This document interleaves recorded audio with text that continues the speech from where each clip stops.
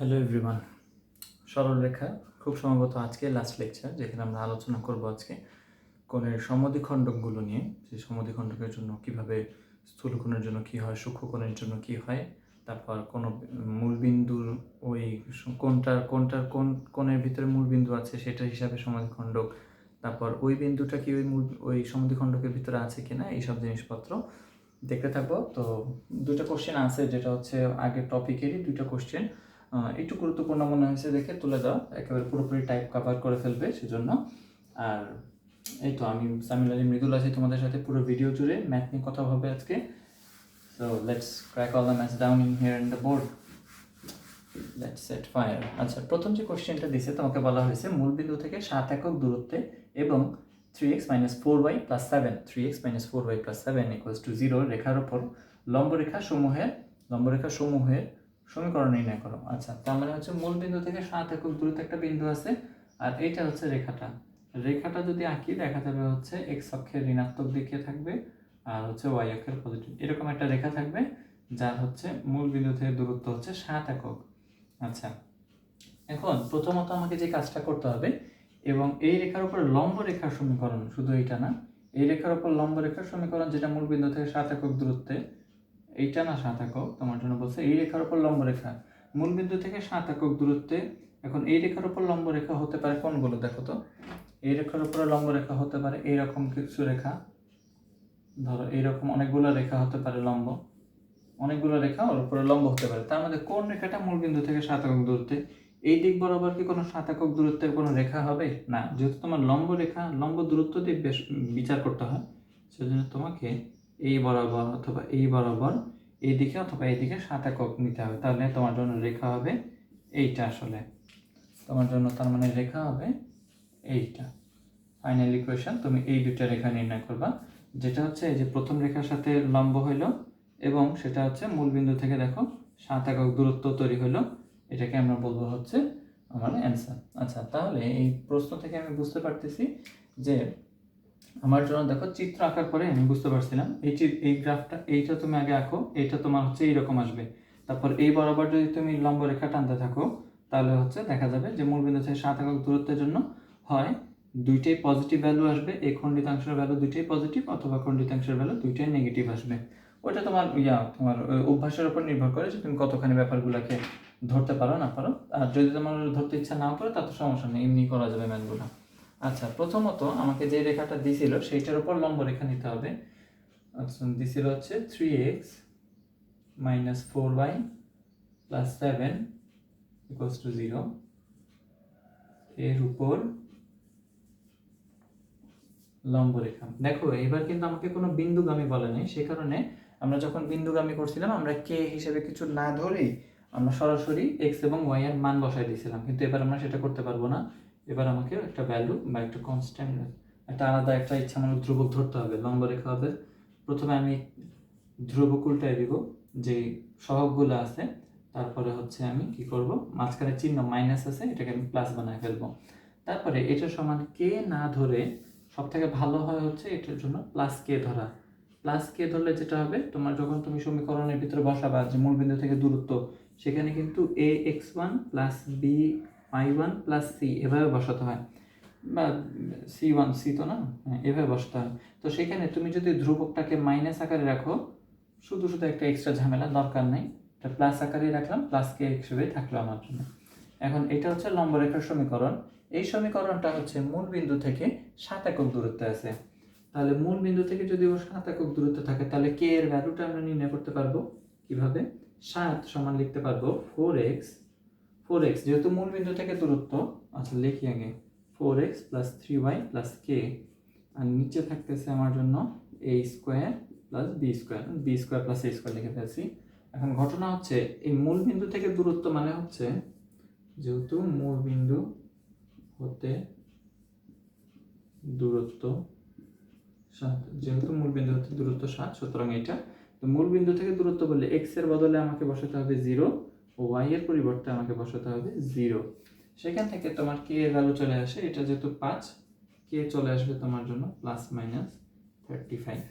তোমার ultimate equation তাহলে কি দাঁড়াচ্ছে দেখো তো, 4x + 3y plus minus 35 equals to 0। এই যে এখানে অ্যান্সার লেখাই ছিল, সেই অ্যান্সারটা মিলাই ফেললাম আমরা। আচ্ছা, পরের ম্যাথটাতে চলে যাই। খুব সহজ একটা ম্যাথ ছিল, তোমরা পড়ছো এরকম ম্যাথ। পরেরটাও খুব সহজ, একই জিনিসই একটু খালি আলাদা, ধরতে হয় ভিন্নভাবে।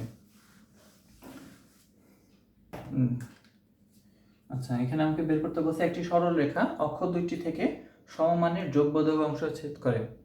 অক্ষ দুইটি থেকে সমমানের যোগবোধক অংশ ছেদ করা, খুব ভালোভাবে খেয়াল করতে হবে।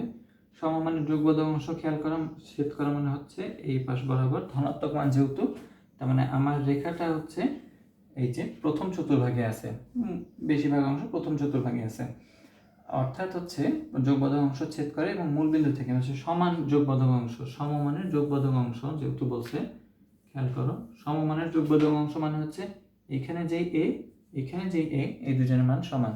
যদি আমার নর্মাল ইকুয়েশন হয় x/a প্লাস হচ্ছে y/b ইকুয়ালস টু 1, যেহেতু এবার আমার y অক্ষ বরাবর হচ্ছে x অক্ষের সমান, তাহলে আমি এই a এর পরিবর্তে লিখতে পারবো এইটা।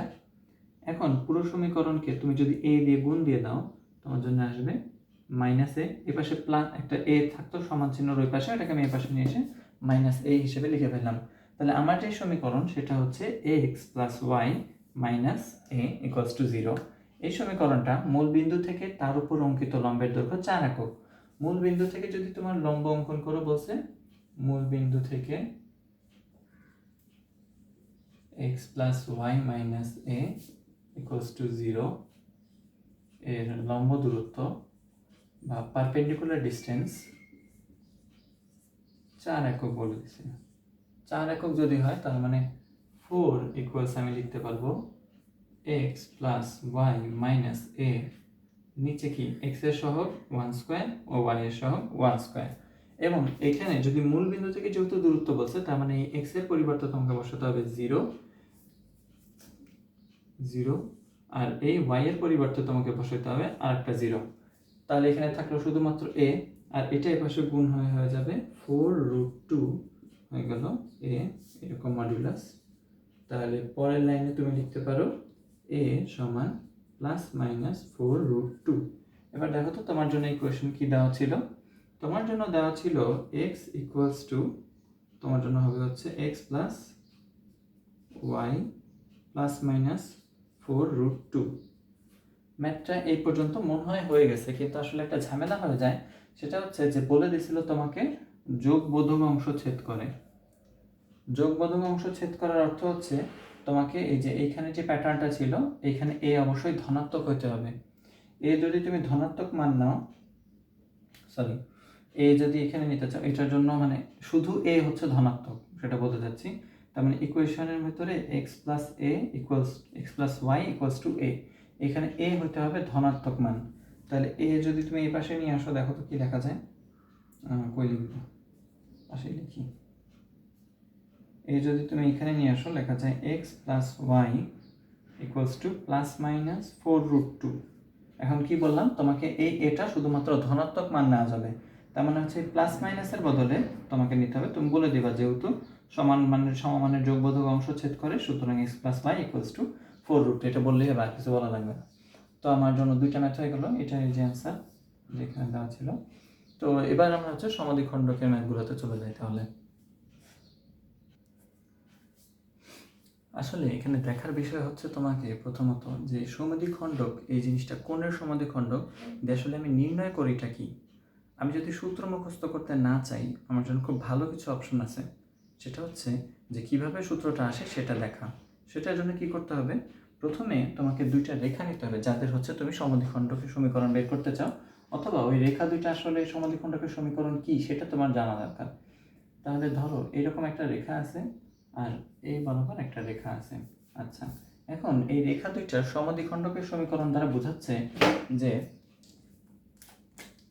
এইখানে যে কোণ তৈরি হবে, তাদের মাঝখানে যে কোণটা তৈরি হবে, এই বরাবর যে কোণ তৈরি হচ্ছে সেটা হচ্ছে সেম। আচ্ছা, কোণ তৈরি হওয়া সেম বলতে আসলে যেটা বোঝায় এখানে, সেটা হচ্ছে যে তোমার জন্য এই লাল দাগের উপরে যে কোনো বিন্দু যদি তুমি নাও, লাল দাগের উপরে তুমি যদি যে কোনো বিন্দু নাও, সেই বিন্দু থেকে এই দুই রেখার উপর অঙ্কিত লম্ব সমান হবে সব সময়। এই রেখাটা এবং এই রেখাটা পরপর লম্ব, এই দুইটা লম্ব রেখা পরস্পর সমান হবে। যদি তুমি এই বিন্দুটা নাও সেটার জন্য দেখো তুমি এর উপর যদি লম্ব আঁকো, এর উপর যদি লম্ব আঁকো, এবারও লম্ব দুইটা সমান হবে। এখান থেকে নিলেও সমান হবে, এখান থেকে নিলেও সমান হবে, এখান থেকেও সমান হয়, এখান থেকেও সমান হয়। তার মানে প্রত্যেকটা এমন বিন্দু আছে, মানে এমন কতগুলো বিন্দুর সেট, যাদের থেকে হচ্ছে তোমার দুই পাশের রেখাগুলোর লম্ব দূরত্ব সমান। আচ্ছা, যদি যে কোনো বিন্দু হয় তোমার জন্য, ধরো হচ্ছে তুমি এই পুরোটাকের জন্য নির্ণয় করতে চাচ্ছ, তো এই রেখাটা হচ্ছে আমার উদ্দিষ্ট রেখা, এই বরাবর আরো একটা হয়, ওটা পরে দেখতেছি। আমি যদি শুধুমাত্র এই লাল কালো দাগওয়ালা যে রেখাটা, ওইটার যদি সমীকরণ বের করতে চাই, এই রেখার যদি আমি সঞ্চার পথ তৈরি করি আর কি, সঞ্চার পথ যেগুলো আমরা পড়ে আসছি, সঞ্চার পথের জন্য আমরা যে কোনো একটা বিন্দুকে এক্স ওয়াই ধরে নিই, তাহলে এই বিন্দুটা হচ্ছে এক্স ওয়াই। আচ্ছা, এই রেখার একটা নাম দিই, এই রেখার নাম দিয়ে দিলাম আমি a1x plus b1y plus c1 equals to 0। এই রেখার একটা নাম দিই, এর নাম হলো a2x plus b2y plus c2 equals to 0। আচ্ছা, তাহলে আমি দুইটা নাম দিয়ে দিলাম। আমি হচ্ছে এক্স ওয়াই একটা বিন্দুর নাম দিয়ে দিছি। এক্স ওয়াই নাম দেওয়ার অর্থ হচ্ছে যে এমন একটা কন্ডিশন ফিল আপ করবে, সঞ্চার পথের সংজ্ঞা কি ছিল আমার, যে এমন কতগুলো বিন্দুর সেট যারা নির্দিষ্ট কিছু শর্তকে পূরণ করে। এটার জন্য আমার শর্ত হচ্ছে যে এই পাশের যে দূরত্ব এবং এই পাশের দূরত্ব সমান হবে। যদি সেটা করতে পারি তাহলে হচ্ছে আমি পুরোটার জন্য একটা সঞ্চার পথ বা এক্স ওয়াই এর যে বিন্দুগুলোর জন্য স্যাটিসফাই করে সেই বিন্দুগুলোর একটা সেট পেয়ে যাব, যেটা আলটিমেটলি আসলে একটা সরল রেখা তৈরি করবে বা একটা সরল রেখা সমীকরণই পাবো। তাহলে দেখি তো যে আমি শর্তটা অনুযায়ী লিখি। শর্ত অনুযায়ী যদি এইখান থেকে এই বরাবর দূরত্বটাকে যদি আমি বলি d1, তাহলে সমীকরণ 2 এর জন্য এটাকে বলবো d2, তাই তো? প্রশ্ন মতে d1 সমান হচ্ছে d2, তাই তো, তাই না? আচ্ছা, একটা কাজ করি তো আমরা d1 এর মানটা আগে বের করে নিই। d1 যদি বের করে নিতে চাও আগে, তাহলে দেখো d1 যদি বের করতে চাও, প্রথমে তোমাকে উপরে যে সমীকরণ আছে সেটা একটু লিখি। a1x plus b1y plus c1 modulus root over a1 square plus b1 square. এখন দেখো তো আমি কোন বিন্দু থেকে দূরত্ব নির্ণয় করতেছি, x এবং y থেকে। তার মানে এখানে যে x এবং y আছে তাদের পরিবর্তে আমি আবার x এবং y কেই বসাবো। আসলে তুমি এমনিতে নরমালি আমরা মান বসাই, কিন্তু যেহেতু এটা ইন্ডিপেন্ডেন্ট টার্মস, ওরা হচ্ছে যে কোনো মানের জন্য হতে পারে, x এবং y হিসেবে বসাই দিলাম। আচ্ছা, এবার পরের বারের কাহিনী যেটা, আমাকে কি করতে হবে, d2 নির্ণয় করে দেখি তো। d2 যদি তুমি নির্ণয় করো, তুমি পাবা হচ্ছে a2x plus b2y plus c2, নিচে থাকবে হচ্ছে তোমার জন্য root over a2 square plus হচ্ছে b2 স্কয়ার। এখন এদের মধ্যে আবার কাহিনী কি, যে এইখানে যে x এবং এইখানে যে y বা হচ্ছে এই d2 এই দৈর্ঘ্যটা হচ্ছে এই রেখার উপর লম্ব দূরত্ব কোন বিন্দু থেকে, x এবং y বিন্দু থেকে। তাহলে x এবং y কে জায়গা থেকে একটু সরিয়ে তাদের বদলে আবার x এবং y লিখি। তাহলে এখানে থাকলো আমার x, এখানে হয়ে গেল আমার জন্য y। আচ্ছা, এখন শর্ত অনুযায়ী d1 সমান হচ্ছে d2, তাই না? d1 সমান d2। তাহলে d1 সমান d2 যদি তুমি করো, তুমি যেটা পাবা যে এখান থেকে তুমি যদি সমান লিখে দাও, তোমার জন্য আসবে a1x plus b1y plus c1 ভাগ হবে নিচে root over a square plus b square 1 1। তারপরে এটা সমান হবে কি দেখো তো, d2, যেটা আমার জন্য ছিল a2x plus b2y plus c2, আর নিচে হবে root over a square plus b square. আচ্ছা, একটা জিনিস খেয়াল করো তো, যে আমি কি করছি আসলে, প্রথমে যে সমীকরণ ছিল সেই সমীকরণটাই আসলে পুরোটা লিখছি। এই যে এইটা এখানে লেখা হয়েছে, নিচে root over a square plus b square দিয়ে করা হয়েছে, আর এখানে root over a square plus b square. এগুলো দ্বিতীয় সরল লেখার জন্য তাদের হচ্ছে সহগ দুইটা x এবং y এর, এবং ওই পুরো সহগটাই লেখা হয়েছে। এখন ঘটনা হচ্ছে, যেহেতু মডিউলাস সাইন আছে, সেহেতু আমি হচ্ছে দেখালাম শুধুমাত্র এই বরাবর একটা রেখা। তোমাকে যদি এই বরাবর একটা রেখাটা নির্ণয় করতে বলা হয়, তার জন্য কিন্তু ঘটনা একই রকম হবে। সেটার জন্য কি হবে, এবং x এবং y, একটা জিনিস খেয়াল করো তোমরা, এটা করতে করতে কয়েকটা যদি তোমরা সমাধিখণ্ডকে আঁকার চেষ্টা করো, দুইটার জন্য দুইটা, দেখবা যে এই সমাধিখণ্ডগুলো সবসময় লম্ব হচ্ছে পরস্পর। সমাধিখণ্ডগুলো যদি পরস্পর লম্ব হয়, তার মানে হচ্ছে এই রেখা এবং এই রেখা পরস্পর, এই সমদ্বিখণ্ডক এবং এই সমদ্বিখণ্ডক পরস্পর বিপরীত বৈশিষ্ট্যের অধিকারী। যখনই আমরা এই ধরনের জিনিসপত্র পাইছিলাম, যেমন হচ্ছে কোণের ক্ষেত্রে পাইছি আমরা যে দুইটা সরল রেখার মধ্যবর্তী কোণ, দুইটা সরল রেখার মধ্যবর্তী কোণ নির্ণয়ের সমান মনে আছে যে ওখানে আমাকে থিটা, ট্যান থিটার সমান কি লিখতে হয়েছিল? ট্যান থিটার সমান ছিল plus minus m1 minus m2 1 plus m1 এবং m2। যখন এই ঢাল রিলেটেড 90 ডিগ্রি নিয়ে কাহিনী হয়ে যায়, ওইটার ক্ষেত্রেও কিন্তু আসলে ওই 90 ডিগ্রির ঘটনাই আছে। ওইখানে যদি তোমার এভাবে 90 ডিগ্রি বরাবর যদি কোনো কাহিনী থাকে, অথবা হচ্ছে দুইটা অ্যান্সার হতে পারে যে একই ঘটনা কিন্তু দুইটা অ্যান্সার আসতেছে, সেটার জন্য হচ্ছে প্লাস মাইনাস ইউজ করা হয় সরল রেখার জন্য। তাহলে এইটার ক্ষেত্রে আমি এই সরল রেখাটা বোঝানোর জন্য যে কাজটা করব সেটা হচ্ছে এইটার সামনে একটা প্লাস মাইনাস চিহ্ন দিয়ে দিব। প্লাস মাইনাস দিয়ে এখন আমার জন্য দুইটা সরল রেখা নির্দেশ করবে। এই দুইটা সরল রেখাই হবে হচ্ছে এই সরল রেখা এবং এই সরল রেখা দুইটা, এদের জন্য হচ্ছে কি বলে, এদের জন্য সমদ্বিখণ্ডকের সমীকরণ। এখন এটা সূক্ষ্মকোণের সমদ্বিখণ্ডক কোনটা নাকি স্থূলকোণের কোনটা, সেটা ওই টপিক যখন আসবে তখন দেখাই। আপাতত এই ম্যাথটা আমরা সলভ করে ফেলি। এই ম্যাথ অনুযায়ী আমাকে বলা হয়েছে দেখাও যে 0 1 এই বিন্দুটা হচ্ছে এই দুইজন সরল রেখা দিছে, সেই দুইটা সরল রেখার অন্তর্ভুক্ত কোণগুলোর যে কোনো একটা সমদ্বিখণ্ডক। যদি এই দুইটা সরল রেখা যথাক্রমে এইটা এবং এইটা হয়, তাহলে তুমি বলতে পারবা যে এখানে যে কোনো একটা বিন্দু হচ্ছে, এই ধরো এই বিন্দুটা হচ্ছে 0 এবং 1। আসলে সমদ্বিখণ্ডকের উপরে প্রত্যেকটা বিন্দুই সমদ্বিখণ্ডকের শর্ত অনুযায়ী সমদ্বিখণ্ডকের উপর অবস্থিত প্রত্যেকটা বিন্দু থেকে প্রদত্ত দুইটা রেখার উপর লম্ব দূরত্ব সমান, তাই না?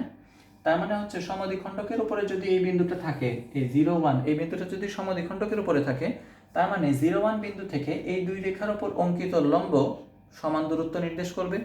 আচ্ছা, সমান দূরত্ব যদি নির্দেশ করে, তাহলে প্রথমটার জন্য d1 হিসেবে আমি লিখতে পারি প্রথম সমীকরণ 12x মাইনাস হচ্ছে 5y প্লাস 1, আর নিচে হচ্ছে তোমার 12 স্কোয়ার প্লাস 5 স্কোয়ার।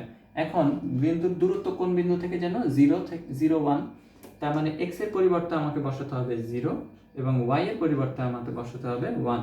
তাহলে মান থাকলো হচ্ছে শুধুমাত্র -5 প্লাস 1 দ্যাট ইজ 4, আর নিচে হচ্ছে আমার 13, তার মানে 4/13 একটা অ্যান্সার আসতেছে। d2 নির্ণয় করে দেখি আমরা এবার। d2 নির্ণয় করার সময় দেখা যাচ্ছে আমাকে বের করতে হচ্ছে 5x plus 12y minus 16 by root over 5 square plus 12 square. আচ্ছা, এবার তুমি যদি 0 এবং এখানে একটা y ছিল, 0 এবং y বসাও, তাহলে x এর পরিবর্তে 0 বসতে হবে আমাকে, x এর পরিবর্তে 0 এবং y এর পরিবর্তে বসবে 1। দেখো তো 12 বিয়োগ 16 কত হয়? যেহেতু এটা পুরোটুকুই 0, তাহলে 12 মাইনাস 16 দ্যাট ইজ -4। যেহেতু মডুলাসের ভিতরে আছে, তার মানে শুধু 4 আর নিচে হচ্ছে 13। দেখো d1 এবং d2 এর ভ্যালু একই আসলো, তার মানে এই বিন্দুটা এই যে কোনো একটা সমদ্বিখণ্ডকের উপরে অবস্থিত আছে। এটা ছাড়াও তুমি আরেকটা যে কাজটা করতে পারো সেটা হচ্ছে সমীকরণ দুইটা সলভ করা। সমীকরণ দুইটা তোমাদেরকে একটু সলভ করে দেখাই, তাহলে পরেরটাতে আর তোমাদের কেটে নিয়ে বেশি কিছু বলা লাগবে না। সেটা হচ্ছে আমি আরেকটা কাজ করতে পারি যে আমার যে সমদ্বিখণ্ডক দুইজন পাবো, আমি যে সমদ্বিখণ্ডক দুইটা পাবো, সেই সমদ্বিখণ্ডকের মধ্যে আমি যদি 0 1 বিন্দুটা বসায় দিই, তাহলে 0 1 বিন্দু দিয়ে সেটা স্যাটিসফাই হবে যদি সেই সমদ্বিখণ্ডকের উপরে থাকে। তাহলে আমি তোমাদেরকে এইটা নর্মালি এই নিয়মে ফলো করাটা বেশি ভালো, কিন্তু তোমাদের হচ্ছে কি বলে কিভাবে আমরা এই ম্যাথগুলো সলভ করব সেটা শেখানোর জন্য শুধুমাত্র একটা সমদ্বিখণ্ডকের সমীকরণ আর কি বের করি। সেখানে আমরা একটা ছোট্ট পরিবর্তন আনি, যে ধরো এই ম্যাথটা দেওয়া নেই, ধরো এই ম্যাথটাই বাদ দিয়ে দিই। তোমার হচ্ছে সমদ্বিখণ্ডক এর বের করতে হবে, দুটো সমদ্বিখণ্ডক বের করতে হবে, সূক্ষ্মকোণ না স্থূলকোণ, সেটার জন্য আলাদা কোশ্চেন দেখবো। এগুলো থাক, শুধুমাত্র দুইটা ইকুয়েশন দিলাম। এই দুইজনের মধ্যে থেকে তোমাকে যদি সমদ্বিখণ্ডকের সমীকরণ বের করতে বলা হয়, তুমি কি করবা সেটা দেখবো আমরা। সমীকরণ দিয়ে দিলাম 3x, আর এটা হয়ে গেল 4y। এর সবথেকে বেশি আসে এই টাইপের, যেখানে হচ্ছে তোমার 3x এবং 4y আর 12 15 থাকে। তার মানে প্রথমে হচ্ছে আমি নিব হচ্ছে 12x মাইনাস 5y। আমি তোমাদেরকে অ্যাপ্রোচ দেখাচ্ছি যে তোমরা সমদ্বিখণ্ডকের সমীকরণ দুইটা প্লাস মাইনাস দিয়ে কীভাবে সলভ করবা, কী করলে তোমার জন্য ইজিয়ার হবে। তাহলে এটা জানো তোমরা যে 12 স্কোয়ার প্লাস 5 স্কোয়ার, এটা 13 আসবে, এটা সবাই জানে। আর এই বরাবর তোমাকে কিন্তু একটা প্লাস মাইনাস রাখতে হবে, খেয়াল রেখো। এখানে একটা প্লাস মাইনাস থাকবে, রুট ওভার থাকবে, 3 স্কোয়ার থাকবে, আর হচ্ছে 4 স্কোয়ার থাকবে। 3 স্কোয়ার 4 স্কোয়ার, আর উপরে থাকবে হচ্ছে আমার জন্য এখানে তো মডুলাস দিতে হবে। এখানে থাকবে 3x প্লাস 4y মাইনাস 16। আচ্ছা, তারপরে পরের লাইনে দেখো তো, এখানে যে 13 বের হবে, 13 গুণ হবে ওর সাথে, এখানে যে 5 বের হবে সে 5 গুণ হবে ওর সাথে। তাহলে 5 লিখে দিলাম, 12x মডুলাস চিহ্ন কি দেওয়া লাগে নাকি? মডুলাস চিহ্ন তো দিতে হয় না। হ্যাঁ, ওই মডুলাস চিহ্ন উঠাই আসলে প্লাস মাইনাসটা আসে। মডুলাস চিহ্ন দিতে হলো না আমার জন্য। তাহলে সূত্রের মধ্যে কোনো মডুলাস চিহ্ন নাই এই ম্যাথের জন্য, তোমার প্লাস মাইনাস শুধুমাত্র ওই প্লাস মডুলাস চিহ্ন উঠাই বলে আমরা আসলে প্লাস মাইনাসটা দিই। তাহলে 12x মাইনাস 5y প্লাস 1, আর এখানে আসতেছে 13 ইন্টু 3x, মনে রাখতে হবে প্লাস মাইনাস আছে, প্লাস 4y মাইনাস 16। তারপরে গুণের কাজটা করে নিবা, 5 বারং 60x 25y plus 5 equals to, plus minus থাকবে, 3 তেরং 39 হবে, তারপরে হচ্ছে 4 তেরং হচ্ছে কত হয় 52 y, আর 13 গুণ 16 ডিফিকাল্ট ওয়ান, 13 গুণ 16 3 16 হচ্ছে 48 0 6 1, তাহলে এটা আসতেছে হচ্ছে 208, খুব সম্ভবত 208 মাইনাস 208, তাহলে মাইনাস 208। এরপরে হচ্ছে এই লাইন পর্যন্ত আসার পর তারপরে তুমি একটা প্লাস নিবা একটা মাইনাস নিবা, তারপর সমীকরণে কাজ করবা। আমার জন্য কাজ করাটা তোমরাই পারবা, আমার জটিল কিছু না। একবার প্লাস নিয়ে একটা সমীকরণ পাবা, মাইনাস নিয়ে আরেকটা সমীকরণ পাবা। আমরা হচ্ছে পরের ম্যাথের দিকে চলে যাই, কারণ হচ্ছে আমার সূক্ষ্মকোণ স্থূলকোণে কি কাহিনী হয় সেটা দেখতে হবে।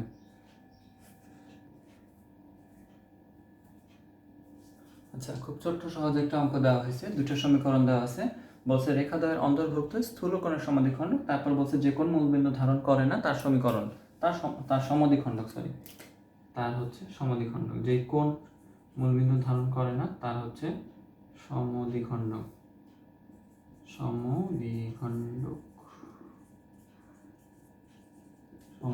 আচ্ছা, এখন আমাকে যেটা করতে হবে যে প্রথমত এই রেখা দুইটাকে একটু জাতের করে নিতে হবে।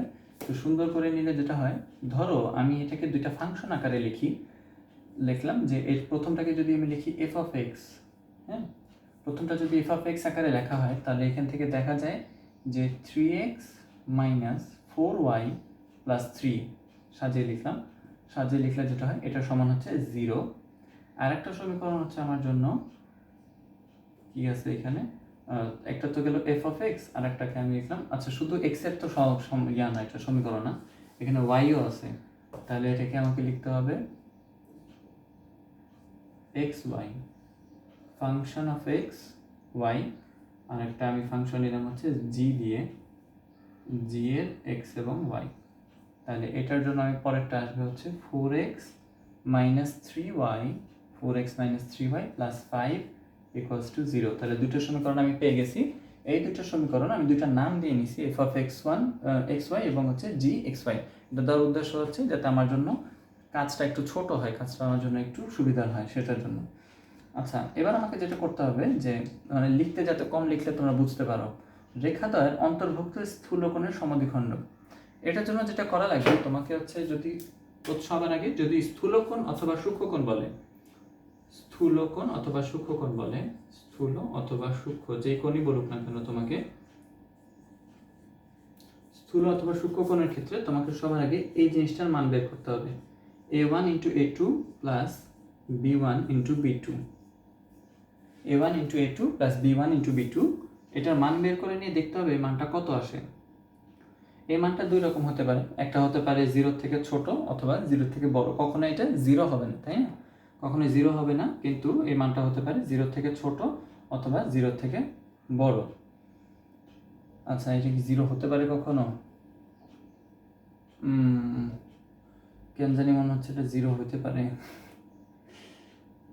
মনে হয় 90 ডিগ্রি হলে, 90 ডিগ্রি বরাবর যদি থাকে ওরা তাহলে 0 হবে খুব সম্ভবত। হ্যাঁ, যদি এরা হচ্ছে 90, আচ্ছা এটা সমান যদি 0 হয়, তাহলে তোমাকে বুঝতে হবে যে g x y is in perpendicular with f of x y, এটা হচ্ছে লম্ব বরাবর আছে। আচ্ছা, যদি লম্ব বরাবর হয় তাহলে হচ্ছে এই জিনিসটা হবে। আরেকটা কেস কি হতে পারে তোমার জন্য, দেখো যে এই মানটা a1 ইন্টু a2 আর b1 b2, এই গুণফলটা তোমার জন্য আসতে পারে, গুণফল দুটার যোগফল তোমার কাছে আসতে পারে হচ্ছে শূন্যের থেকে বড় বা ধনাত্মক সংখ্যা। ধনাত্মক সংখ্যা একটা পজিটিভ ব্যাপার না, মানটা একটা পজিটিভিটি বোঝাচ্ছে। যখন তোমাকে বলা হবে স্থূল কোণের সমদ্বিখণ্ডক নির্ণয় করতে, যখন স্থূল সে নিজে হচ্ছে, যখন তোমার নাম কী করবা, তোমার জন্য এখন সূক্ষ্ম এবং স্থূল দুইজনের মধ্যে একজনকে পজিটিভ একজনকে নেগেটিভ ধরতে হবে। স্থূলকে সবসময় পজিটিভ ধরবা, সূক্ষ্মকে ধরবা নেগেটিভ। তোমাকে যেটা করতে হবে, তুমি যেটা তোমার ডিজায়ার্ড অংশ সেটার জন্য তোমাকে পজিটিভ অ্যান্সার নিয়ে আসতে হবে, যেটা দিয়ে তুমি পজিটিভ পাও। তার মানে হচ্ছে যে এখানে অলরেডি একটা পজিটিভ ভ্যালু আসছে। এখন তোমার কাছে হচ্ছে চাইছে স্থূল কোণের সমদ্বিখণ্ডক, তাহলে তুমি যদি এখানে আরও একটা পজিটিভ নিয়ে আসো, যেটা হচ্ছে এটা কিন্তু গিভেন পজিটিভ, আর তুমি যদি এখান থেকে পজিটিভ নিয়ে কাজ করো, আচ্ছা কী করলাম,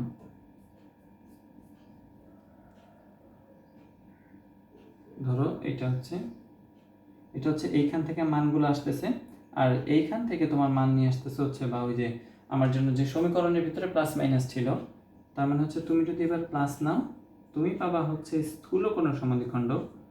যেহেতু এটা কি নির্দেশ করতেছে, এটা একটা মানে তুমি যেটা হচ্ছে একটা পজিটিভ ঘটনা নির্দেশ করতেছে, দুইটা পজিটিভ মিলে একটা পজিটিভ তৈরি হয়েছে, প্লাস প্লাসে হচ্ছে তোমার প্লাস হয়, সেই জন্য স্থূলকোণ।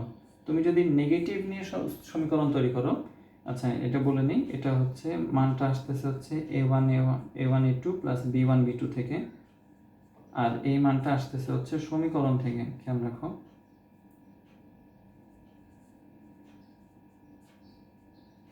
Equation of d1 R d1 d2 সমান করে আমি যে ইকুয়েশন পাইছি, সেই ইকুয়েশনের জন্য হচ্ছে যে প্লাস নিব নাকি মাইনাস নিব, সেটার জন্য যে প্লাস মাইনাসের যে কাহিনী ছিল আমার, এই যে এটা একটু মনে করে দিই, যে জি এক্স ওয়াই, আর নিচে ছিল হচ্ছে a1 স্কোয়ার b1 স্কোয়ার, আর এখানে ছিল একটা প্লাস মাইনাস, এখানে ছিল f x y root over a2 square plus হচ্ছে b2 স্কোয়ার। এখন এইখানে যে প্লাস মাইনাস ছিল সেটার কথা বলতেছি আমি, এটা হচ্ছে ইকুয়েশন d1 d2 ইকুয়েশন থেকে প্লাস মাইনাস। তুমি a1 a2 এবং b1 b2 এর গুণফলের যোগফল পেয়ে গেছো হচ্ছে পজিটিভ নাম্বার, এই যে পজিটিভ নাম্বার তুমি পাইছো। এখন তুমি যদি এখন এই সমীকরণের এই d1 d2 এর ইকুয়েশন থেকে তুমি যদি পজিটিভ নিয়ে যে মানটা পাবা, সেটা হবে স্থূল কোণের সমদ্বিখণ্ডক, কারণ হচ্ছে প্লাস প্লাসে প্লাস হয়, এবং প্লাস বলতে আমি হচ্ছে স্থূলকোণ বুঝাইছি। আচ্ছা, আর প্লাসে মাইনাসে মাইনাস হয়, সেই মাইনাস দিয়ে আমি কি বুঝাইছি, সূক্ষ্মকোণ। তার মানে তোমার জন্য এবার আসবে সূক্ষ্মকোণ, সূক্ষ্মকোণের সমদ্বিখণ্ডক পেয়ে যাবে তুমি। আচ্ছা, এই পুরো জিনিসটা যদি এবার উল্টা হয়ে যায়, ধরো তুমি বুঝছি আই হোপ, তারপরে এবার তোমার জন্য এই মানটা যদি নেগেটিভ মান চলে আসে, তাহলে কি করব? নেগেটিভ মানের জন্য কিভাবে আসতে পারে, যে a1 plus a1 a2 plus b1 b2, এই মানটা আসতেছে 0 থেকে ছোট। 0 থেকে ছোট হওয়া মানে হচ্ছে তোমার এখান থেকে তুমি একটা নেগেটিভ পাচ্ছ, আর তুমি হচ্ছে এইখান থেকে একটা প্লাস একটা মাইনাস নিয়ে আসো। যদি তুমি প্লাস নিয়ে অঙ্ক করো, তাহলে তুমি পাবা মাইনাস প্লাসে মাইনাস হয়, তার মানে তুমি পাবা সূক্ষ্মকোণের সমদ্বিখণ্ডক। যেহেতু মাইনাস প্লাসে মাইনাস হয়, তুমি পাবা সূক্ষ্মকোণের সমদ্বিখণ্ডক। তুমি যদি এবার মাইনাসের সাথে মাইনাস আসে, তুমি ভ্যালু পাইছো মাইনাস এইটার, এবার যদি তুমি একটা কি করো, মাইনাস এনে বসাও এর ভিতরে, তাহলে দেখো মাইনাস মাইনাসে প্লাস হয়ে যায়। এই পজিটিভের জন্য তোমাকে দিবে একটা স্থূলকোণ। আচ্ছা, বুঝছি স্থূলকোণ সূক্ষ্মকোণ। একটা উদাহরণ দেখলে বুঝবো, যেমন এখানে যে উদাহরণটা আছে, এইটার মধ্যে কি আছে দেখো, এটার a1 a2 এবং b1 b2 কি আছে দেওয়া। এটার জন্য তো এটা তো 90 ডিগ্রি বরাবর আছে মনে হচ্ছে, না 90 ডিগ্রি বরাবর নাই, তাহলে আচ্ছা এটার জন্য a1 a2 এবং b1 b2 এর ভ্যালুটা বের করি আমরা। a1 এবং a2 দেওয়া যাচ্ছে 3 এবং 4 হয়ে গেল, যোগ হবে হচ্ছে -4 ইন্টু -3, -4 ইন্টু -3। দেখো তো এবার এটা হচ্ছে 12 প্লাস, এখানে মাইনাস মাইনাসে প্লাস হয়ে যাচ্ছে, তুমি পাচ্ছ আরেকটা 12, তার মানে তোমার মান আসতেছে হচ্ছে 24। নিশ্চয়ই 0 থেকে বড় সংখ্যা বা ধনাত্মক সংখ্যা, এই সংখ্যাটা 0 থেকে বড়, তার মানে আমি পাইছি হচ্ছে একটা পজিটিভ, আমি পাইছি একটা পজিটিভ। এবার আমাকে যদি বলা হয় যে স্থূলকোণ বের করতে বলছিল, এটার জন্য স্থূলকোণের সমদ্বিখণ্ডক, স্থূলকোণের সমদ্বিখণ্ডকের জন্য আমি জানি যে স্থূলকোণ বলতে আমাকে একটা প্লাস বানাইতে হবে। এখন প্লাসের সাথে কি গুণ করলে আরেকটা প্লাস তৈরি হবে? প্লাসের সাথে শুধুমাত্র আরেকটা প্লাস গুণ করলেই আরেকটা প্লাস তৈরি হয়, তাহলে হচ্ছে আমি একটা স্থূলকোণ পাই। এখন তোমাকে যদি বলতো যে তুমি একটা সূক্ষ্মকোণ তৈরি করো, তাহলে তুমি জানো যে সূক্ষ্মকোণের জন্য তোমার অ্যান্সার আসতে হবে মাইনাস, কিন্তু তুমি পাইছো আগে থেকে একটা প্লাস, তাহলে তোমাকে এই প্লাস থেকে যদি মাইনাসে যেতে হয় কি গুণ করতে হবে? যদি প্লাসের সাথে আমি প্লাস গুণ করি তাহলে আবার একটা প্লাস পাবো, তো আমার লাভ হলো না, আমার তো দরকার সূক্ষ্মকোণের জন্য, যদি সূক্ষ্মকোণ চাইতো আর কি, সেটার জন্য বলতেছি। আর তোমাকে যদি এবার বলে যে তুমি প্লাসের সাথে একটা মাইনাস গুণ করে দাও, দেখো প্লাসের সাথে যদি মাইনাস গুণ হয় তাহলে একটা মাইনাস পাচ্ছ, মাইনাস মানে যে সূক্ষ্মকোণ, তাহলে মাইনাস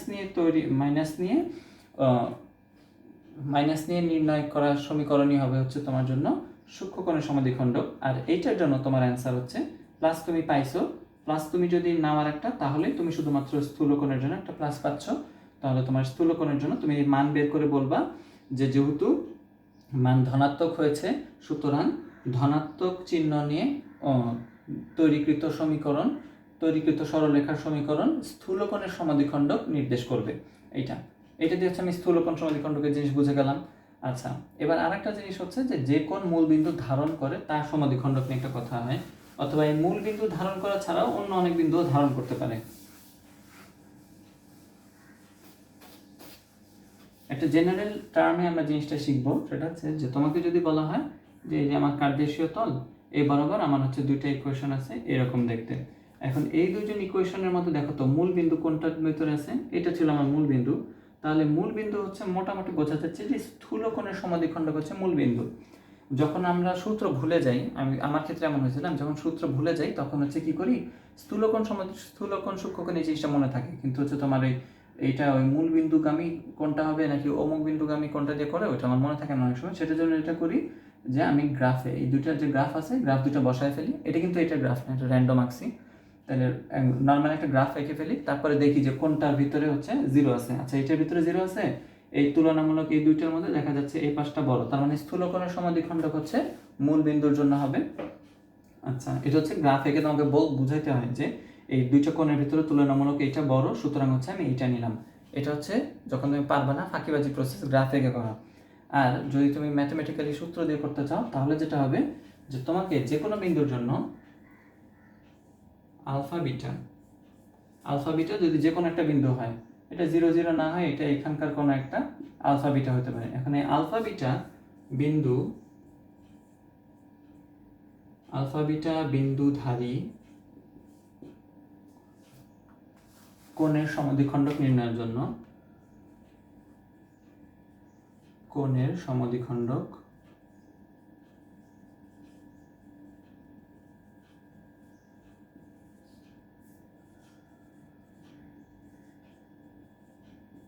নির্ণয়ের জন্য তুমি যেমন স্থূলকোণ সূক্ষ্মকোণের জন্য যেভাবে একটা ভ্যালু বের করে তারপরে তুলনা করছো, এখানেও একইভাবে তুলনা করতে হবে অন্য আরেকটা মানের সাথে। সেই মানটা হবে f of alpha beta into g of alpha beta.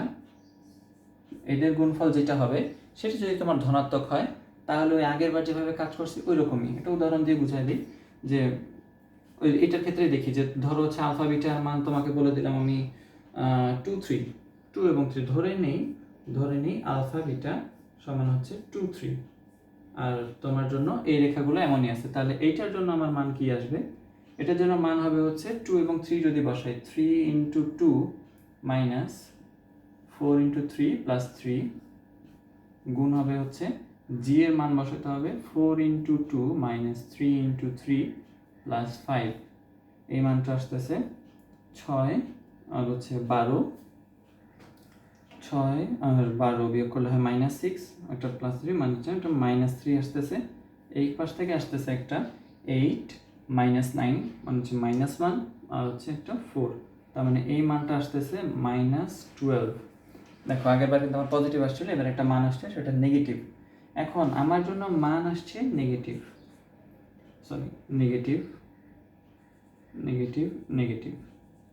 এখন আমি যদি আমার বিন্দুটাকে চাই, ধরো যে যেই বিন্দুই বলা হয়েছে, যে ধরো হচ্ছে যে এই 2-3 বিন্দু যেইটার হচ্ছে ভিতরে আছে 2-3 বিন্দুধারী কোণের সমদ্বিখণ্ডক যদি আমি নির্ণয় করতে চাই, 2-3 বিন্দুধারী কোণের সমদ্বিখণ্ডক যদি নির্ণয় করতে চাই, তাহলে আমাকে হচ্ছে একটা পজিটিভ অ্যান্সার লাগবে।